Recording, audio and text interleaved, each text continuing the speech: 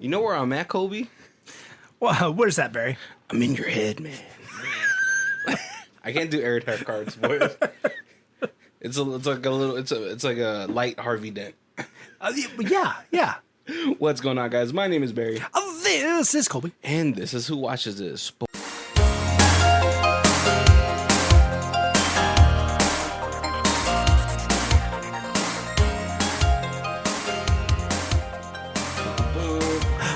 Music. Welcome to the third week of the WWE Studio Month. And I'm happy to be here. So happy to be here. Have you ever heard of this film before? Before I do my little rhyme scheme? Nope. And I didn't even watch a preview or anything. I went into it just blind off of the movie poster.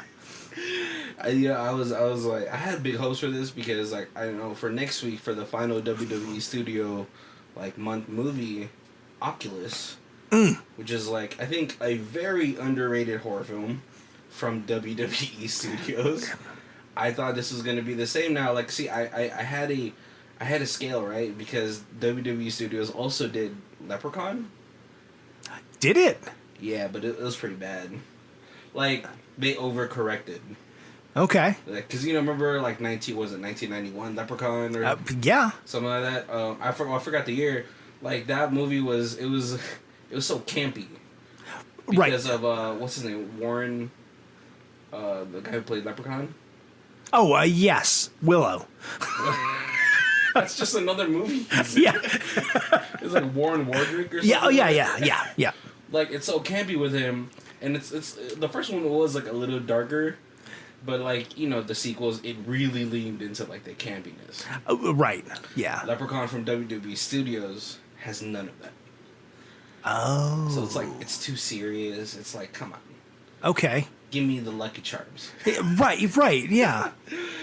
And so I was pitting this towards more Oculus because it wasn't like a remake or anything, but it kind of like leaned a little bit more towards Leprechaun.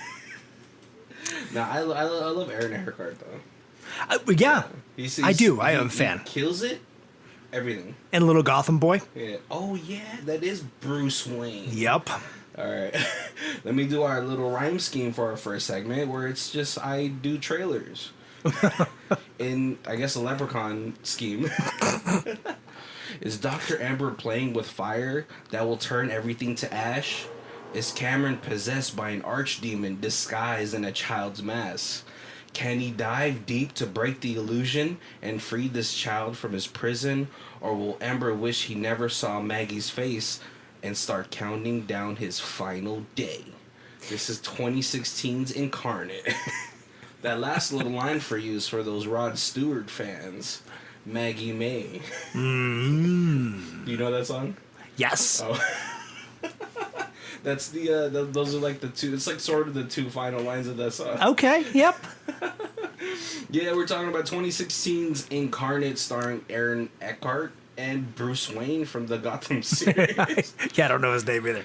But I don't know. I don't think. And the nurse from Saw. From the first Saw. What's his name? Oliver. Keir O'Donnell. Oh, okay. Yes. Yeah. Oh, he was also in Wedding Crashers. He was like the weird artist brother. Yes. Oh, wait, I have to make sure this guy was in Saw. Oh, maybe he wasn't in Saw. He kind of... Oh, no, the other guy was like... He was kind of older. Wow, what else has Oliver been in? A lot of things. A lot of things, yeah. He just hasn't been the star of something. But, yeah, who else is in here? Aaron Eckhart, David Mazouz. Yeah, Gotham. And just, just a bunch of people getting their starts. It's a shame because, like, I bet you, like, all those people have been in a whole bunch of things. Like, small. I just never seen you in them. So I'm sorry. I love it when, there's like a really small role and you could tell somebody's just starting off, but you recognize him from something else. Like in your head, you're like, oh my God, he had like one line, but that's the guy from that Domino's commercial, or like, He was from the Nacho 3D Doritos commercial. He's the guy who was mad that he didn't get paid in Stripes gum. Oh, man, yeah. Because I seen him in a movie. So, yeah. Oh, man, yeah. This one is kind of banking off of the Aaron Eckhart, like, train. And is it just me, or does it seem like Aaron Eckhart has been sort of, like, taking on these kind of roles lately? He's in some really good things, and then he's... I feel like it's not like maybe he doesn't pick the roles. Maybe his agent is just like, oh, yeah. This is the one for you. This is it. This is your big breakout. Not Dark Knight as Harvey Dent. I thought he was a great Harvey Dent. Yeah. Oh yeah, because I only really know him from that. Thank You for Smoking. I Frankenstein. He was the star on that one. See, so maybe that's what I was like. I was thinking he didn't have anything between I Frankenstein and Incarnate, but he had like 5 other movies. The Fallen series, Olympus Has Fallen, and London. Okay. It's funny because that came out, and then didn't the one with like, what's his face, the Spartan, and no, it's like him and Channing Tatum in another almost similar type of situation. Series. Yeah. So, but yeah, let's talk about 2016's Incarnate. We opened up on almost just like Constantine did. But like, you know, the different thing about this movie is that the way they do possessions is different. I really liked that twist. Let me tell you, like I watched some reviewers and stuff, and everybody else hated that concept, but I thought it was really cool. Yeah. So yeah, the movie starts out in a club. Or no, it was it's just like a mother and son going home to eat. Yeah. He notices something off about the homeless person across the street, but he doesn't pay no mind to it. She could just be on crack. Yeah, you know. They live in a kind of sketchy neighborhood, you know. But we learn a little bit about the family. Like, the mother and the father are separated because there's a situation that's happening. And then when the kid finally is able to sneak the phone away from his mom, he's like, I didn't mean to hit the kid. And I was like, okay, he's an abuser. Yep, yeah. But the kid kind of, like, you know, the kid's still pretty young. Cameron's still pretty young, so he wants to call back his dad. But before he can, his mom interrupts. So we get another shot of them in the bed, like he's in bed sleeping, and his mom knocks out with a glass of red wine. You know, she's still trying to process things. You know, being from Holland, America's much different to single mothers. But he hears something in the kitchen, so he goes to investigate. He sees that a window's open. He closes it, but then he sees dirty feet on the floor. Yup. Staring at this impossibly small corner. Right, but it's a dark corner. Yeah. Could be a cat. Could be a... No, but then the foot is like, it's like a size 8. It's true. It is not a cat foot. You're right. But like the homeless person is like in the ceiling and drops in on him like Batman. Oh. But she like sticks his finger in like his mouth, and all of a sudden, a switch goes on. Now Cameron is possessed, and he breaks this homeless lady's neck. Yeah. We cut away to a club scene with Aaron Eckhart as Dr. Ember, and he is trying to go through the club, and he sees like this kind of like heavy set dude. Right, and it's totally like, to me, it reminds me of The Takedown. Rock walks into the club, and he walks up to the guy, and he's like, "Hey, we got 2 choices." Yeah, but Aaron Eckhart doesn't rock bottom anybody through any table. Unfortunately. The big guy, the bouncer. He rocks him in the face, but he doesn't rock bottom him. It's true. Yeah. But Aaron Eckhart, he's like talking to this heavyset dude, and he's like, "Hey, this isn't real. All right, come on, man. Let's be real. Like, you're a fat lawyer.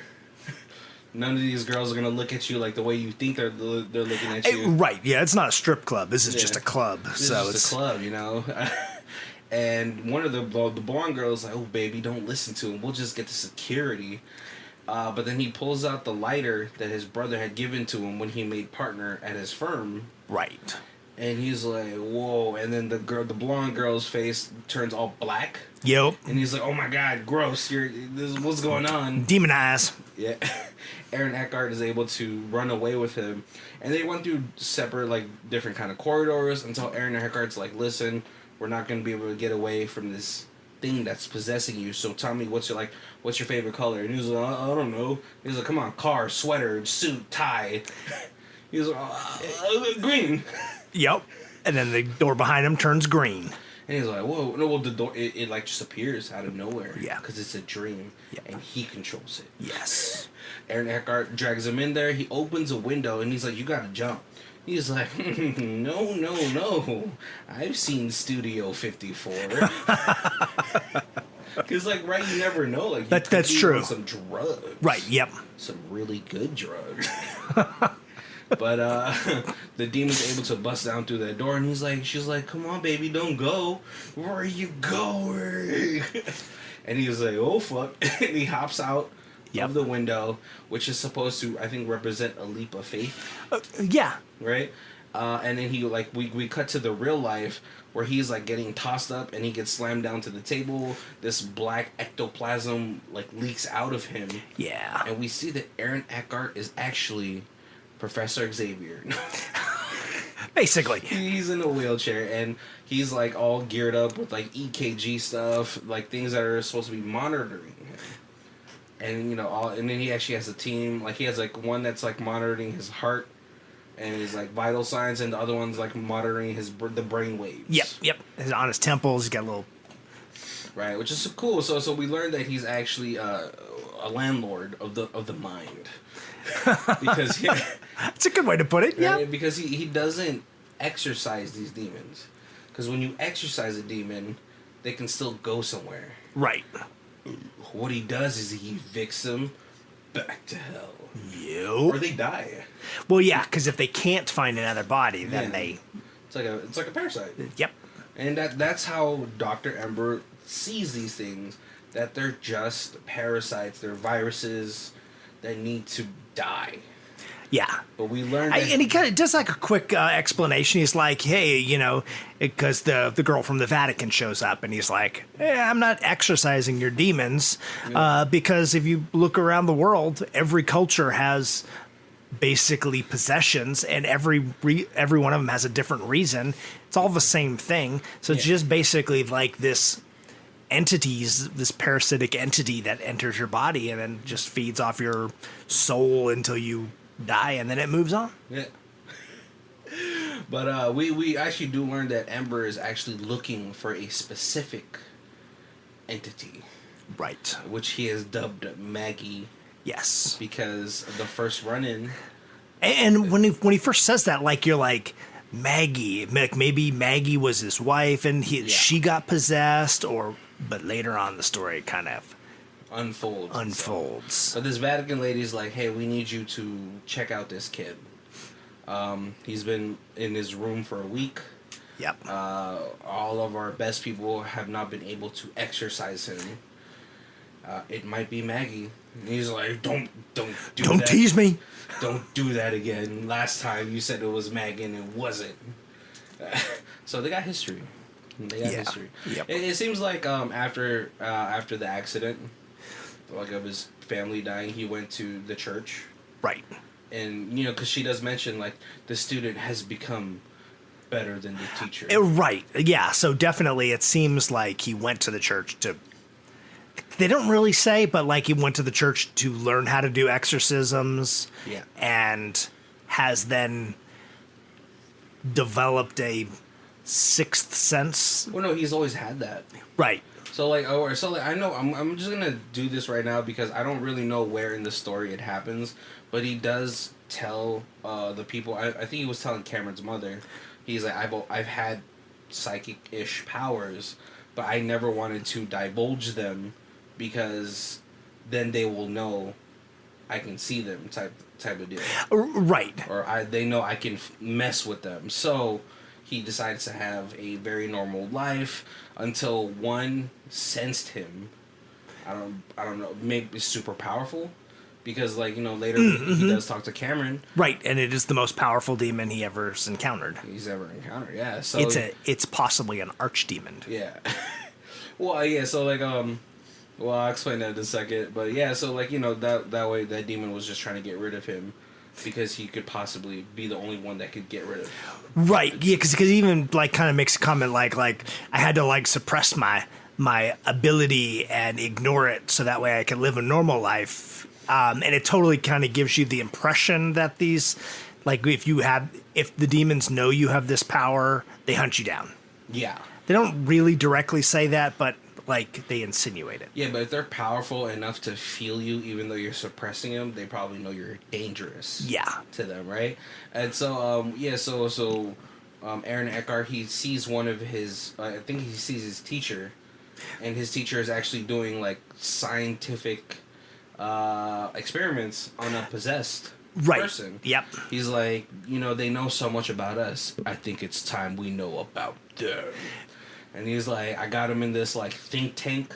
Listen, it's like military, like like SPC grade containment.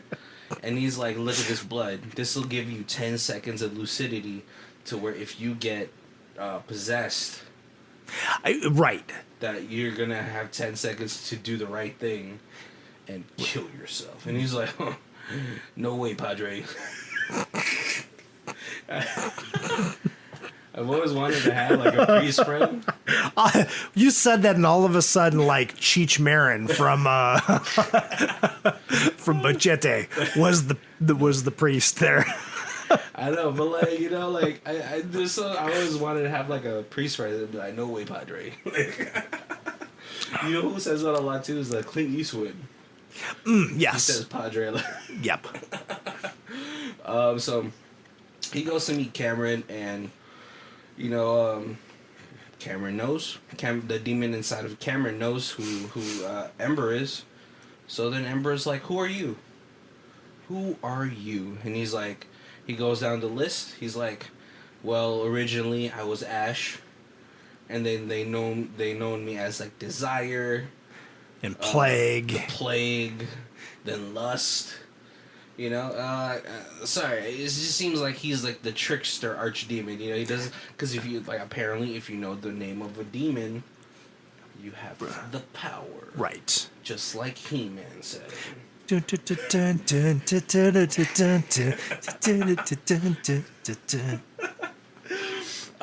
so the first time that Ember tries to dive into... Hopefully that was bad enough we don't get copyright. So Ember tries to dive into Cameron's mind, and he sees that they're at a park. Him and his dad are like playing catch ball. Or catch. Just catch. Yeah. With a ball. I don't know why I heard, in my head, the term had always been catch ball. But it's like a verb, you catch the ball. Right, yeah. But like when he calls out to Cameron's like, oh my god, you're bleeding. And so it's almost like this, and then almost like the mind starts to crowd around him because he's bleeding. Yeah. And, sorry, I forgot to mention, at this point, Dr. Amber has been diving way too much because he's on this mission to find Maggie, that because he's been diving so much, he's actually been getting hurt in real life. Like, bruises have right, yeah. He hasn't taken a break. Yep. No days off, you know what I'm saying? And so, he's super feeling this, like, gunshot or whatever, and then, like, when Cameron is, when the devil or the demon takes Cameron away far enough, like, one of the little pedestrians, like, go full demon mode and starts to press on his wounds. Yep. And so Oliver, his assistant, wakes him up. He's like, sorry, man, I couldn't. You're flatlining. Yeah, you were going to flatline, yeah. And so now he has to, like, sort of figure out maybe there's something else I could do. He talks to the mother. He's like, where's his dad? Because his dad was in his dreams. Right. And, we find... The dad looks super familiar as well. I know I've just seen him as, like, a scumbag cop before. Yes. Yeah, he's in stuff. He's in stuff. Oh, he was in Arrow. Oh, he was in Riddick, too. He was Ra's al Ghul in Arrow. Oh, that's why he looks so familiar. Yes. I was like, where do I know that scumbag face from? Because when we finally see him, he's like at a bar and he's like, "Oh, my kid's sick. Oh well." And he's like slapping like this Asian bartender's ass, like, and then all of a sudden he gets choked out by a guy in a wheelchair, which is super embarrassing. Right. Because But you like have the high ground. yeah. It's true. But like he looks like he's in the wheelchair and he's kind of got a little bit ratty hair, but he looks like maybe like an old war vet kind of, like. But you have like the height, you have the mobility. That's true. Yeah. Like if I got beat by, like, listen, I'm not saying that a dude in a wheelchair couldn't beat me. He would just have to really get the drop on me though.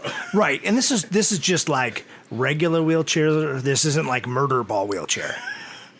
and I think it's because you underestimate these people. I never underestimate a disabled person. Right. Someone's gonna clip that like, wow, the Who Watches This Podcast is ableist. I'm like, no, man. I think I give them the respect that they can still kick my ass if I don't pay attention. Yes. Yeah. And so they bring the dad back home, and he's like, dude, what's happening? Why didn't you tell me? And the mother is like, obviously she's super pissed off. She's like, well, you broke his arm. You alcoholic monster. And he denies, like, hard. He's like, no, I never hurt the kid. Yeah, which is the first step is like admitting your wrongs. Yeah. So like, it may be one of those things where like he's just like the main drunk, and then also like the blackout drunk. Oh. So he blacks out, hurts the kid, wakes up and just with a hangover, and he's like, oh, how the hell did the kid's arm get broken? Oh, yeah. I didn't do that. Yeah, stop falling down those stairs, champ. Like, jeez. So the dad, he tries to like coax Cameron out of that whole thing, right? And they're monitoring Cameron's brainwaves, and it seems like it's kind of working, but then it starts to look like an Etch-a-Sketch when you're shaking it up, right? Because he's like, come on, like we can do all the fun stuff. That was interesting too, because they had like the monitor where they could kind of watch the possession inside of the, like at least like the electrical, yeah. And I feel like those scribbles were like spikes and stuff, and it's like lighting up his brain, right? And then he almost falls for it because like the Cameron's like, "I love you, Dad. I just wish we can go back to the way things were." And he's like, "Oh, come on, champ, we can." And then he breaks his arm, and I was like, "Yup, he definitely broke his arm. Yeah. That kid, he definitely broke his kid's arm." And then he kills him. And he flips flippy flops him around the room. Yeah. Even though Amber's like, "Don't do it, you want me," and he's like, crush. Yeah. Oh, like force crushed. And so, Amber, he's finally resigned. He's like, I know what I need to do, and this is the only way it's gonna happen. So he goes back to his doctor friend, or his like priest friend or teacher. Finds out that the teacher actually got messed up. He messed up. He was trying to draw some samples. He got the jump on him, and then he got possessed. Right. Because you don't really know he got possessed. Yeah. You're just like, oh my goodness, the demon or the possessed man escaped, and he's hiding somewhere in your warehouse, and turns out that he's dead. Yeah, no, I was like, he's 100% possessed. Like, when I saw the priest alive, he's like, that's possessed.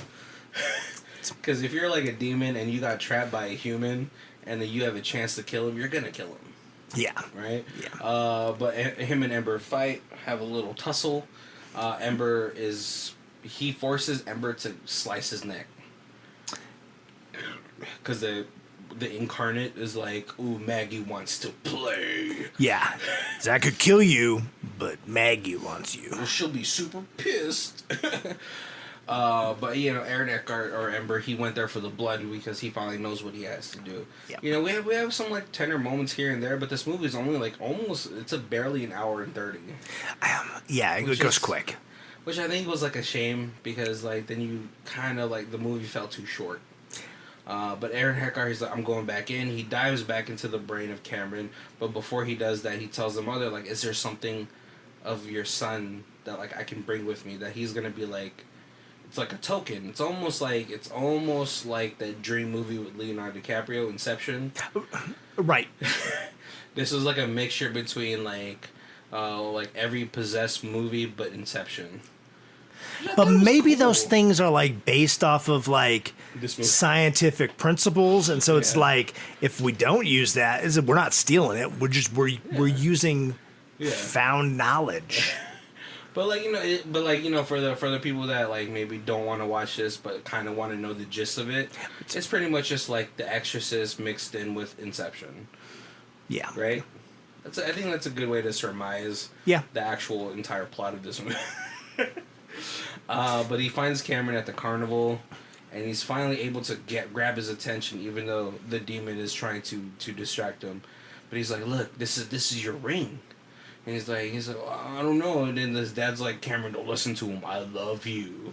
And he's like, "Has your dad ever told you he loved you?" And he's like, It's messed up. "No, you're not my dad." I don't know why he got Southern there. It's so messed up that was like the tether. Like, that was like the final straw. It's like, wait, hold on. My dad's never said that.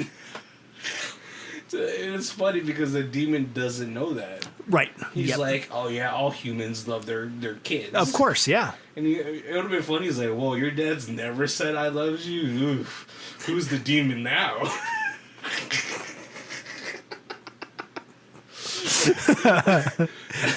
Your dad doesn't love you, but I do.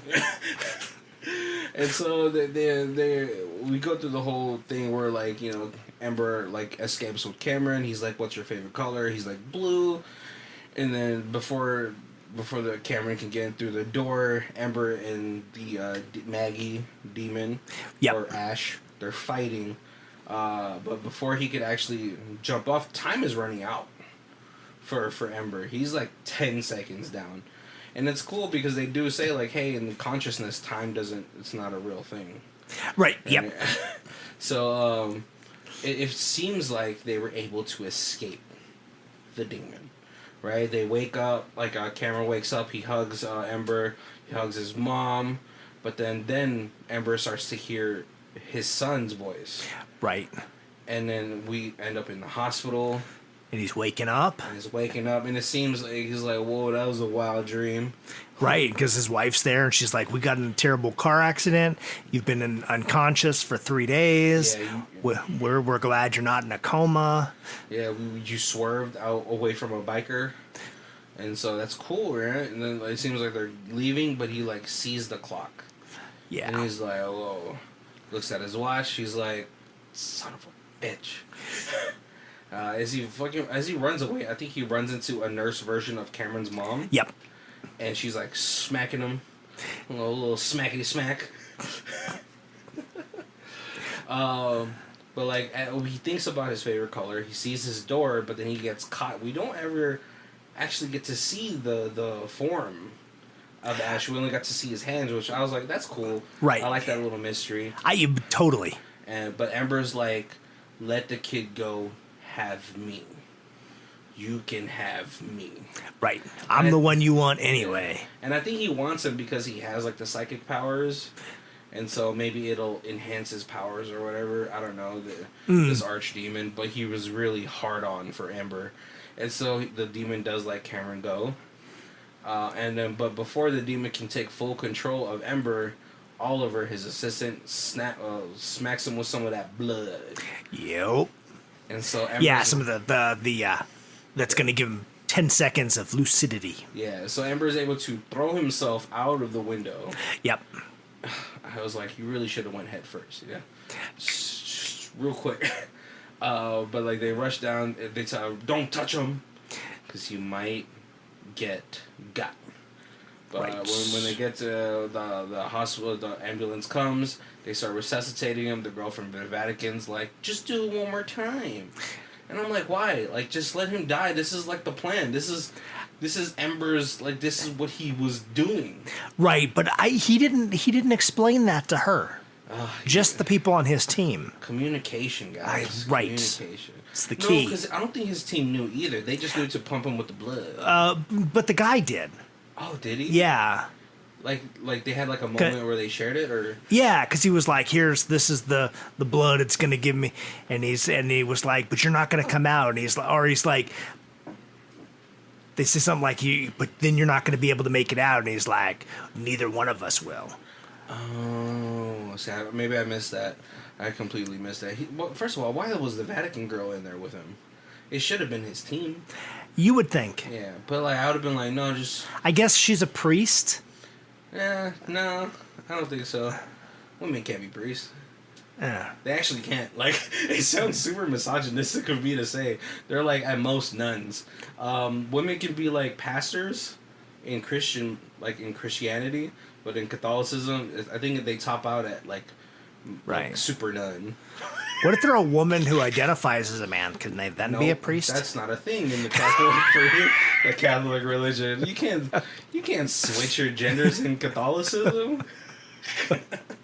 It's pretty black and white. Yeah, you are the sex that God put on your body. How dare you tell God he was wrong?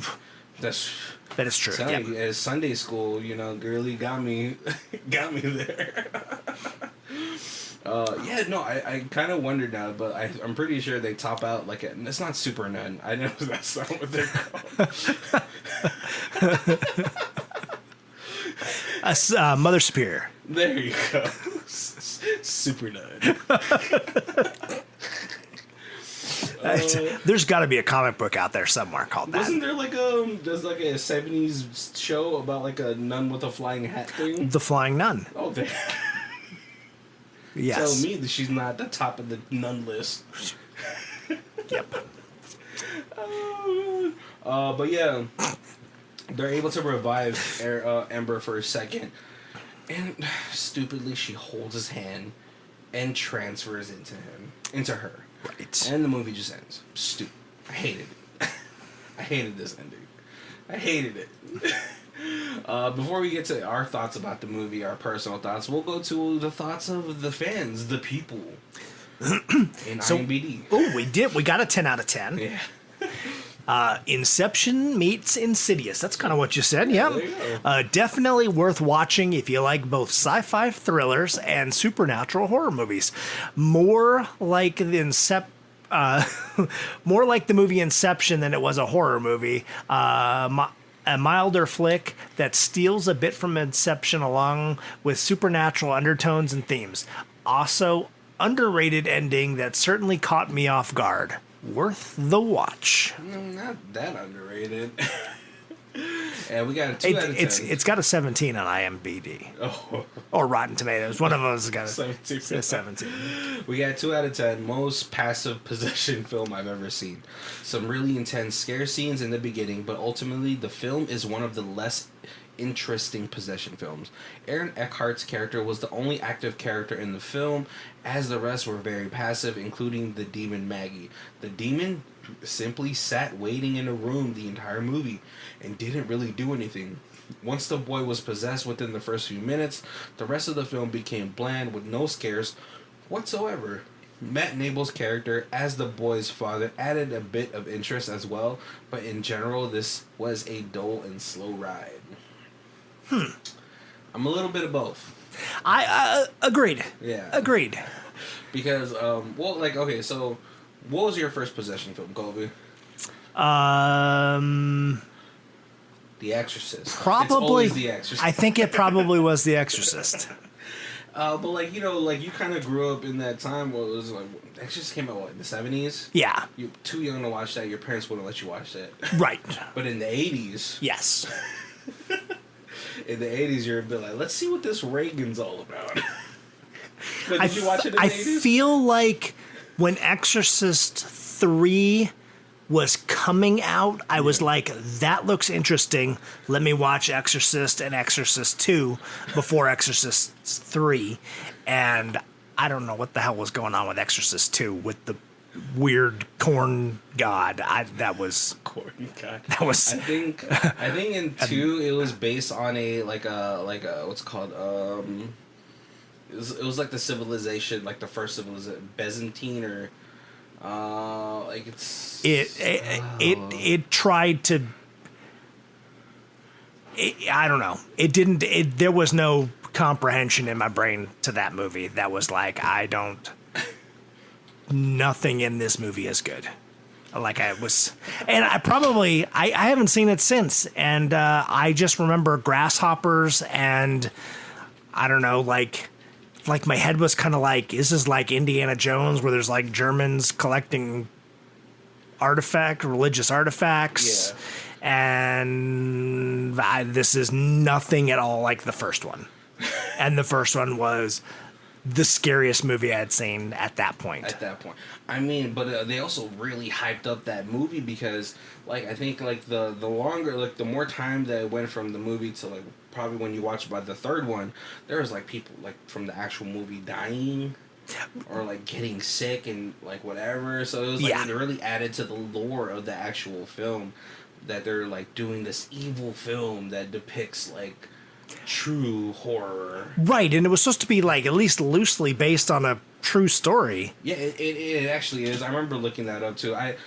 The girl who got possessed, like lived a decently normal life after that though.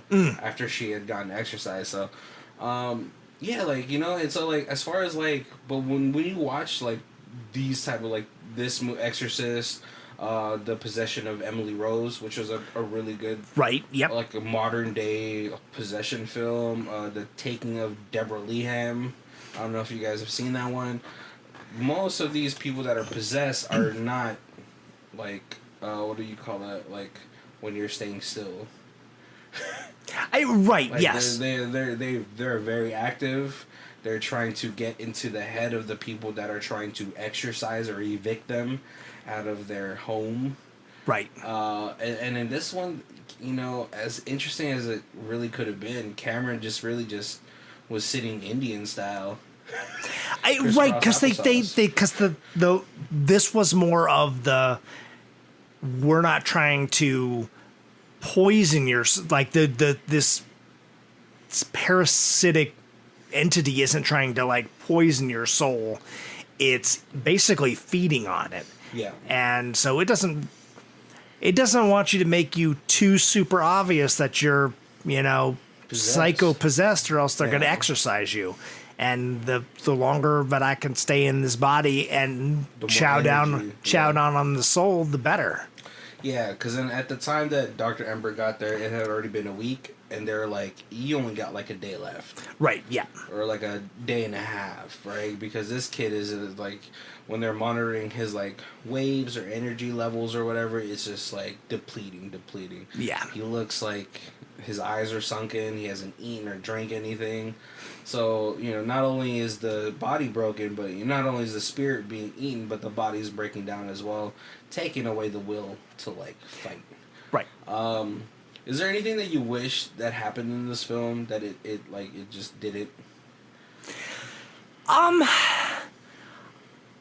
Like the review said, I felt like this was much more like a sci-fi thriller than a horror, because like it starts off with like a horror, like it definitely like starts off like a possession movie, but like then, like I said, it was once the kid gets possessed, then it is much more of a sci-fi thriller.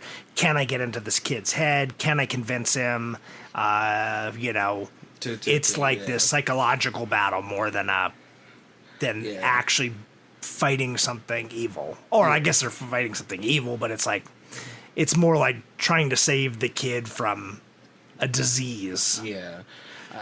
It sucks because like you really missed out on like maybe using the kid for like 10 minutes trying to act normal, and like just having all these scenes where he's like, nah, you're super fucking possessed. Like, you know what I mean?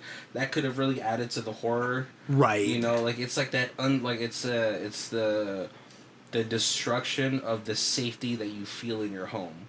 Like if you're a parent and you feel like your kid isn't your kid, it's super, but they're acting sort of like your kid, and it's like it's unsettling. Right.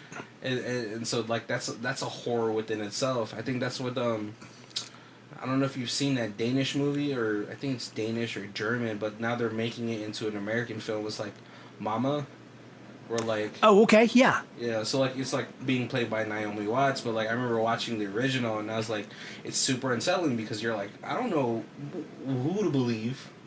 Who's crazy? Right. That's how The Exorcist was. Really, the first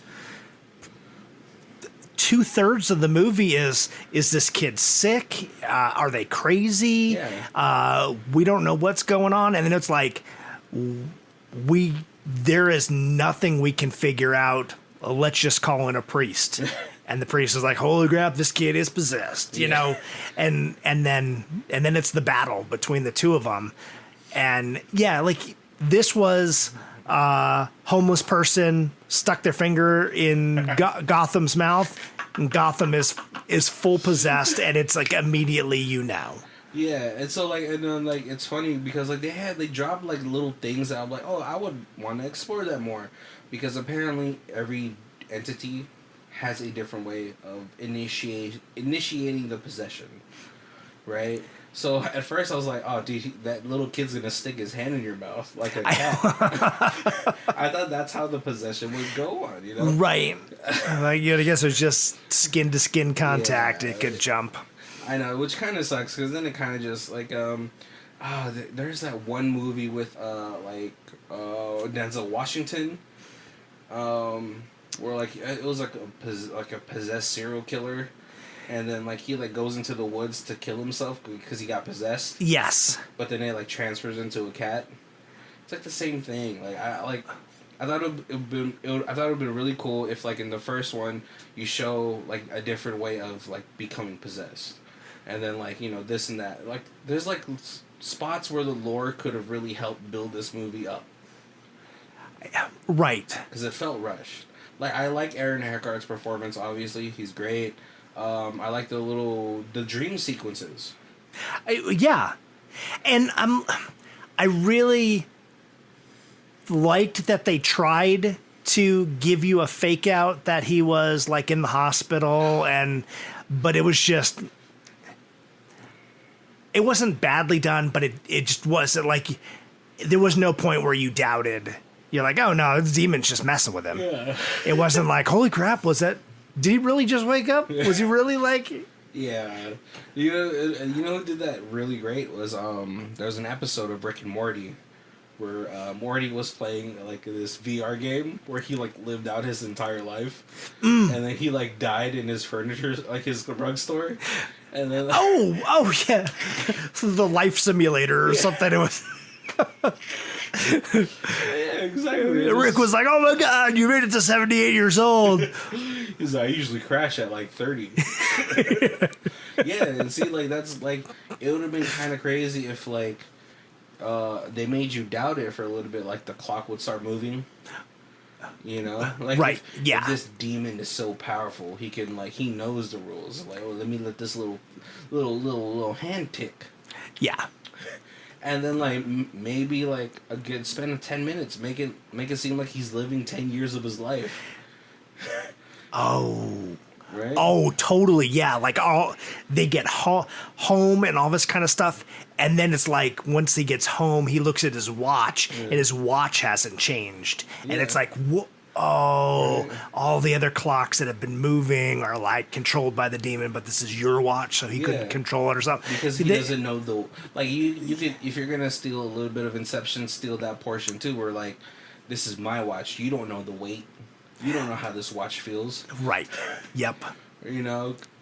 Yeah, see, like, and then you're like, you know, you think, like, oh, snap, okay, like, did he make it? Okay, that's cool. Right. Or, like, Cameron all of a sudden is his son's best friend, and he's, like, never met Aaron Eckhart the whole time. I don't know, something. Give me something. Just, yeah, that's what the movie is, like, skin and bones, and the issue with it is it doesn't have enough meat. Right. Like, where's the ass? Yeah. Yeah. But is there anything that you did like from the film? I really liked that kind of twist of this isn't a demon. This is just like a natural phenomenon that happens. This is like a little plague, a little bacteria, a little something, and science can cure it. Yeah. But like, it doesn't have to be religion. It doesn't have to. So, like, it took you out of that, like, that because if it was like, oh, yeah, I just hunt these demons, but this is my Padre's with me, and he's the one who's actually going to do the exorcist. Yeah. I just need to get you. I just need to find him, and then he need to escort him out. Right. Yeah. I like that too, but then I was like, but how are you explaining this network that these entities have? You know, I like that his view on it is very scientific. Right. He's like, if I can kind of break it down in a scientific manner, I can, but then I was like, bro, how are you explaining diving into these people's friggin' minds if you're not psychic? Well, he basically was psychic. Yeah. No, that's what I'm saying. Yeah. It's like, as scientific as you want to get it, you still can't explain your powers. Right. They would have to like have the possessed person all like wired up and everything, Yeah, and then have be some kind of like mental transfer. Yeah, there has to be like a tether. Yes. And there's not. Yeah, they just have to get them close enough to death. Flatliners, so there you go. Right? Of course, we're questioning psychic ability when we totally believe they could be possessed by a demon. So... No, I'm questioning, like, as much as he doesn't want to tether it to religion or like just powers beyond him. Right. I guess it's a great way for your our feeble little human minds to grasp 5% of what's actually out there. Yeah, that's no, right. That's one of the things I wish is like, I wish they made the dream sequences like creepier. Like, like everyone's like walking forward and all of a sudden like the happening happens. Everyone starts walking backwards. People don't have like fucking faces.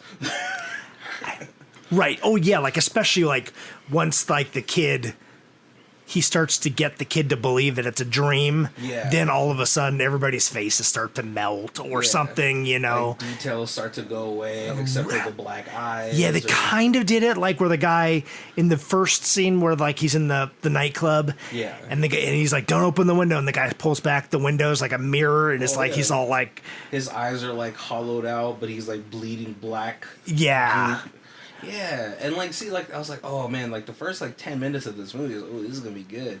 This is way better than Eric Bana's Deliver Us from Evil cop movie. Do you remember that? Yeah. I was so disappointed. That movie had such a high budget. Right. That's the worst part. Is like if you have a high budget, I expect more out of you. Like you could be it's a crutch. A bad movie that's well done off of, $4 million, and you're like, oh my god, that movie was fantastic off of what they had. Yeah. And then you could have like a movie that's like near perfection, $100 million, but you nitpick those few little mistakes because with that budget they should have known. Yeah, like one of my favorite scenes from like a horror film, Grave Encounters 2. Have you seen it? Grave Encounters 1 and 2. It's the one where they like, it's like, oh, I'm Preston Marsh and I'm here. Yes, yeah. So in the second film's kind of just rehashing the first one, but the moment that the sanitarium lets them leave, quote unquote, right, and they go into like, they go into their hotel and they grab their stuff, but then like when they get back into the elevator, like the cleaning lady looks at them, and I was like, fuck. They're not out. Right. Yeah. Who else does that well? Ju-on, The Grudge. Oh, yes. Just messing with space and time. Yep. Thinking that you're safe. It's like, I think the best horrors out there are like the ones that like invade your safe space. Right. Yeah. And so I think that this movie's just lacking a little bit of everything. Like it has like a good recipe. Just like the order or like the way it's coming together just didn't mix well enough for me. Yeah, and I don't know if that's I don't know if it's direction or like the director or if it was because I really feel like the actors may not have been fantastic, but I feel like they played the part they needed to. Yeah. Like even like Gotham, I thought was Oh, like he was killing it as a kid. I think it's the script. Yeah. It's just the script. The lack of building up this like lore. Right. It's a shame though. It's a shame because they really opened themselves up for a sequel.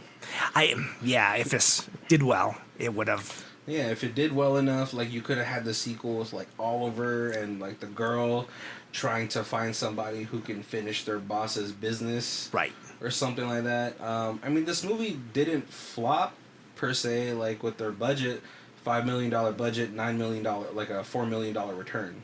Like they got $9 million in total. Okay. So like, so they're up $4 million.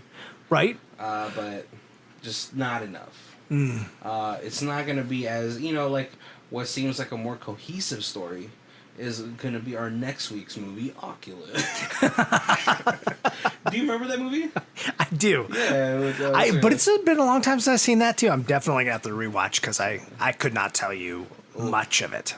Yeah, that movie. I think I was like kind of upset. Like every time I try to talk to people who quote unquote like horror, they're like, "I've never seen Oculus." You mean the metaverse? I'm like, no, that's not what I mean, with freaking what's her name? Kira Gilligan, whatever. The girl from the Jumanji movies. Yeah. And she was also wasn't she also in the Marvel Guardians of the Galaxy as Gamora's sister? Yeah. Was that? I think that's her. So, I think that's the same girl. Okay. Oh man, but letting you guys know we're coming up to our hour, so we usually cut the show off at an hour because we don't want to bore you. And bandwidth.